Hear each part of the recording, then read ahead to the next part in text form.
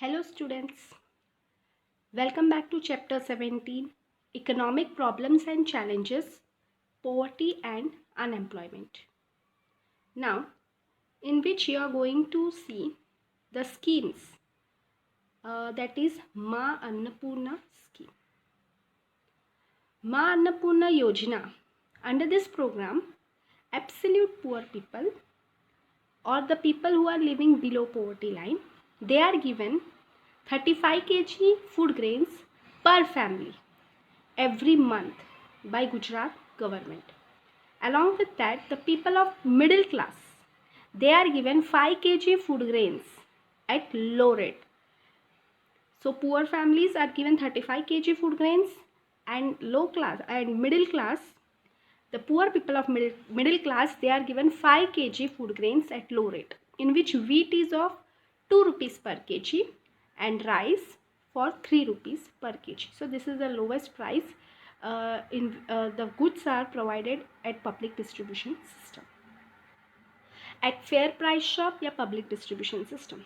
So how many people are covered? 3.82 crore people. They are under this scheme. They are getting the benefit of food security. Now what happened? The whatever money they are spending on food, if they were purchasing at market price, it would be higher and their expenses might be more. But now what happened? The money is saved because in public distribution system they are getting the food grains at low price. So this money they can spend on something else and they can improve the standard of living. So this was the aim of Ma Annapurna Yojana. Next one, Sansad Adarsh Gram Yojana. Means here Gram, that is a village, how the village should be developed, that is there in under this program. Like objective is to stop the migration of the people from villages to city. If the village start developing, then automatically the migration will be also stopped. So Sansad, that's why the word Sansad is there, because the members of parliament, they think upon education, health, employment facility and many more. They wanted to develop a Adarsh village, that is a ideal village. So what kind of development can be done? By providing public asset like garden, toilets, then public bath, then hospitals, schools, opportunity for good life, rural upliftment, taking care of the cultural heritage, whatever the forts or monuments or temples are there, it should be maintained properly. So in this way the development of village can be done, and because of which the migration of poor villagers will be stopped. Next, very important, Manrega. What is the full form of Manrega? Mahatma Gandhi National Rural Employment Guarantee Act. That is Manrega. Many times the short note on Manrega is asked. Last year also the question was asked. So here it is employment oriented program. Which kind of program? Employment oriented program, like in which the slogan is our village our work along with reasonable price. Means the people need not to go to any other area. In their own village they can do work, they can develop their village and they can get the employment opportunity. The aim of Manrega, it is to enhance, to increase the livelihood for families or adult living in rural area. Here they have to do any kind of a physical labor through unskilled. Though unskilled, they are not skilled. No training is required for this work. They are unskilled, but they should have willing to work. For this reason, for this purpose, one person from every family is given the job. For how much? For at least 100 days. For at least 100 days, from one family, one person will get job under Manrega. So per day 7 hours they have to work and the wages are given accordingly. Now if government fails, if there is no work, so what the government will do? The government will pay money as per unemployment allowance. Means money is guaranteed under this program. Now what kind of a work is there? Like construction of personal toilet, personal wells, leveling of land plane, horticulture, that is flowers, Then labor work in Indira Awas Yojana, cattle shed, making organic manure, making shed for cocks and goats, yard for drying fish, cleaning of canals. Such kind of the works are included in Manrega, in which the in which a person is given the work for at least 100 days. Next, Mission Mangalam. Under Mission Mangalam, we can see that the women, it is targeted to women. The women from families who are living below poverty line, they can make a group, that is Sakhi Mandal. They can make a group, Sakhi Mandal, or self-helping group. Here they are given skills, they are given training, and then they do the work like preparing papad, pickle, agarbatti. Such kind of work is done, and for that they can come out of their poverty. Next, Dattopant Tegdi Vyaj Sahay Yojana. From the sentence only you can understand Vyaj Sahay Yojana. Means here the loan is provided at low rate of interest to handicraft industry and handloom industries. Next, Jyoti Gramoday Vikas Yojana. Under this, what happened? Self-opportunity, employment opportunity is provided by establishing industrial plant, electricity. Under this program, Startup India comes. Means here, uh, the person, the unemployed person can do self-work, self-employment. Here, job is not provided. Here, training is provided, or money is provided. Training is provided so that the unemployment can start their own business. Government provides training, land, free electricity, and economic help. Bajpai Bankable Yojana. So under Bajpa Bankable Yojana, the age group of 18 to 65 and who are educated till 4th standard only, under this program they are given training, and afterwards they can set up industry or carry out traditional craft. Even they are given money so that they can do the job themselves, self-employment. Next one, Agro Business Policy 2016, very important. Agro Business Policy 2016. So under this, what happened? Employment is provided to 10 lakh people by setting up agro food processing unit. Processing means the raw material converted into the finished goods. They all are agricultural goods.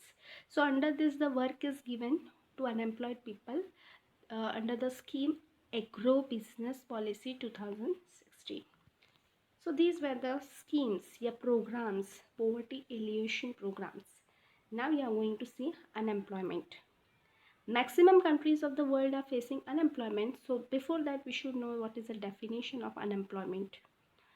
Definition of unemployment is a person should be adult, that a person should be from the age to 15 to 60 years. Below 15, they will be considered as child labor.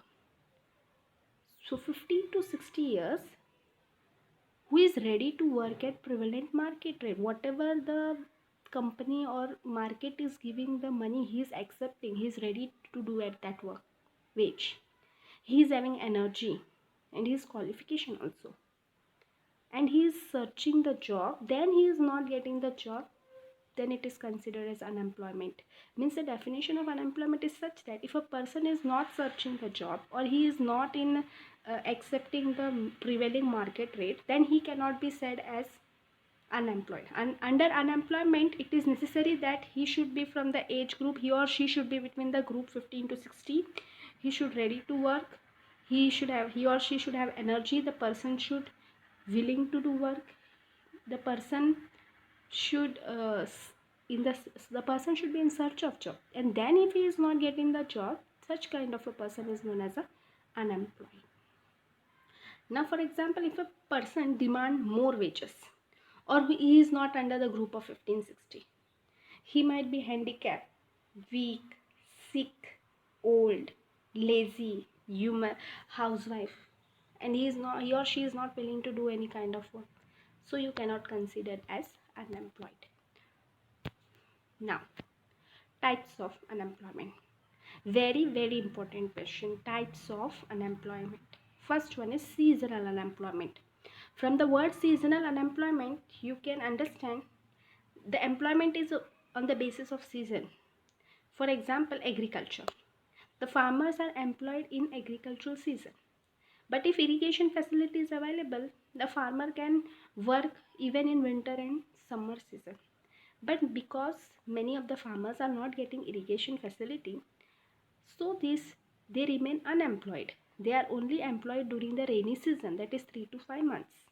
That's why they are such kind of unemployment is seasonal unemployment. For example, a farmer who is working in rainy season and then he is not having irrigation facilities, so he is unemployed in winter and summer season.